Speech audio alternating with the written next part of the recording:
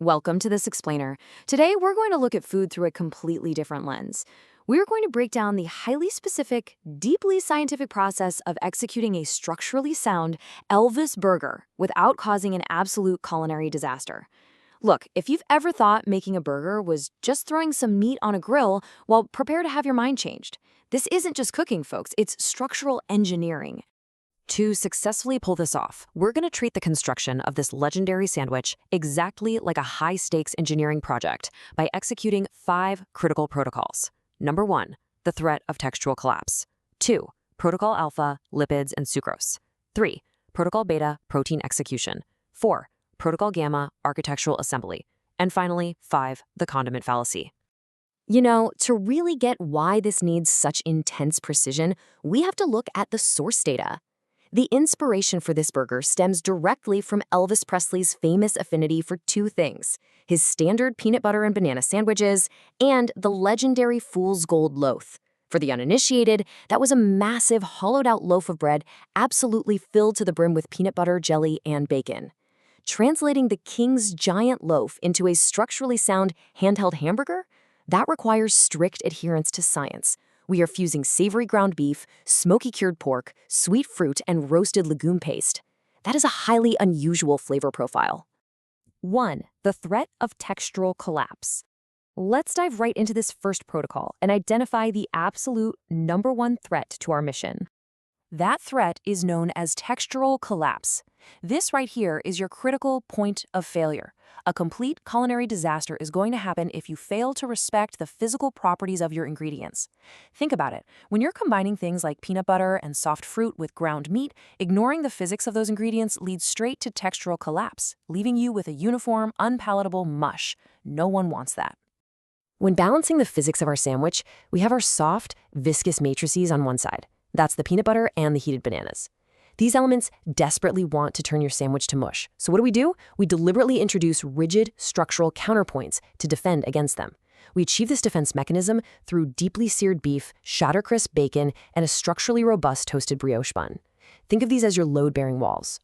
2. Protocol alpha, lipids, and sucrose. With the primary threat identified, we initiate protocol alpha to secure our smoky and sweet flavor foundations. First up, we execute the bacon matrix. Notice the very first step. You absolutely must place 3 strips of thick-cut smoked bacon into a cold cast-iron skillet before applying medium heat. This cold start is critical, guys. It allows the saturated lipids to render out slowly before the protein fibers tighten up. This controlled rendering is exactly what guarantees that shatter-crisp texture we need for our rigid structural counterpoint. It should take about 8 to 10 minutes. Once it's crisp, just move that bacon to a wire rack. Now pay close attention to this skillet. You're going to pour off the excess grease, but you have to retain exactly 1 tablespoon of this rendered fat reservoir. Do not wipe the pan clean. Keep that skillet sitting right over medium heat, because this specific fat reservoir is the key to our fruit caramelization phase. Okay, here's where the math really matters. 60 seconds. You are going to take a firm ripe banana, slice it in half horizontally, and place those flat sides directly into that hot bacon fat. Sear it for exactly 60 seconds. What we're doing here is forcing the natural fruit sugars to undergo rapid caramelization. Specifically, we're looking for Maillard browning. But listen, if you exceed this 60-second window, the fruit is going to disintegrate into mush and completely contribute to textural collapse. Hit 60 seconds, get them out of there, and set them aside. 3. Protocol beta, protein execution.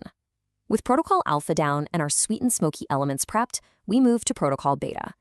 We have to establish our structural base.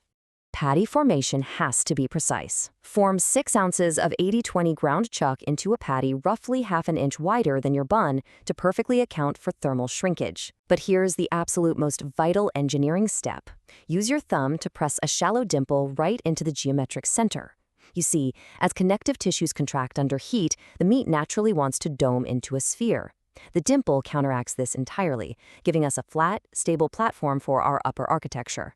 Finish that off by seasoning aggressively with kosher salt and black pepper. Next up is the thermal application. Drop that seasoned patty directly into the hot skillet, right into that beautiful residual bacon and banana lipid mix. You need to sear this for 3 to 4 minutes per side. But remember, you're not just cooking it. You are executing this step to form a hard, dark crust. This deeply seared crust provides a completely stable foundation for the heavy, viscous materials that are about to sit on top of it. 4. Protocol Gamma Architectural Assembly. Now we've reached the most delicate phase of the entire operation, where we shift our focus heavily onto thermodynamics and assembly. It all starts with the carbohydrate vessel. You've got to use a robust bun. I'm talking brioche or pretzel here. Heavily toast the inside halves in a dry pan until they are fully rigid. Honestly, if you skip this, you fail. This heavy toast acts as a vital physical shield. It literally stops the oils in the peanut butter from soaking into and dissolving the bread from the inside out. Now this next part is fascinating. Let's talk about the science of the melt.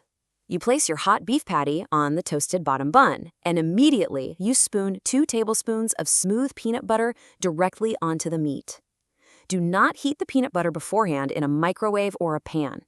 Why? Well, because the freshly seared beef is already radiating ambient thermal energy at roughly 160 degrees Fahrenheit.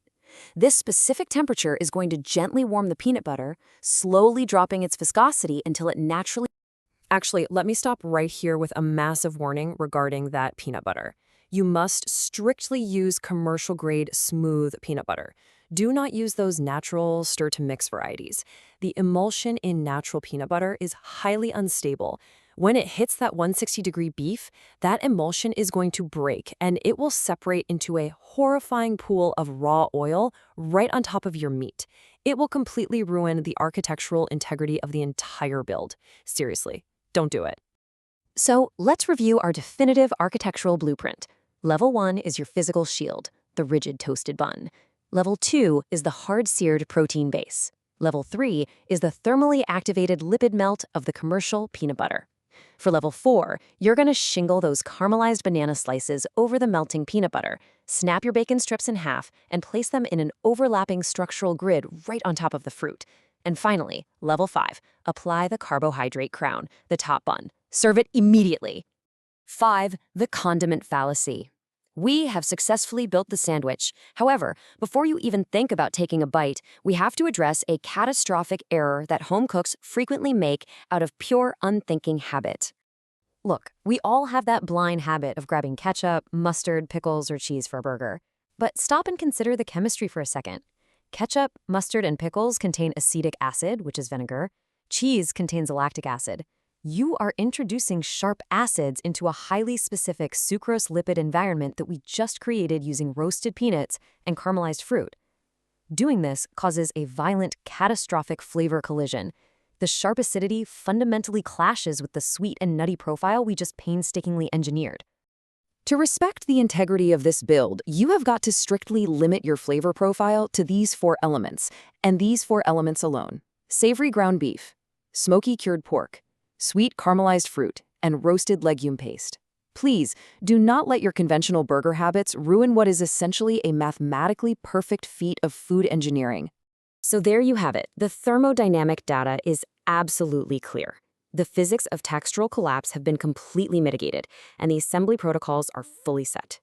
We've proven today that creating an Elvis Burger isn't just some novelty stunt. It's a careful exercise in balancing soft matrices against rigid counterpoints using precise thermal energy.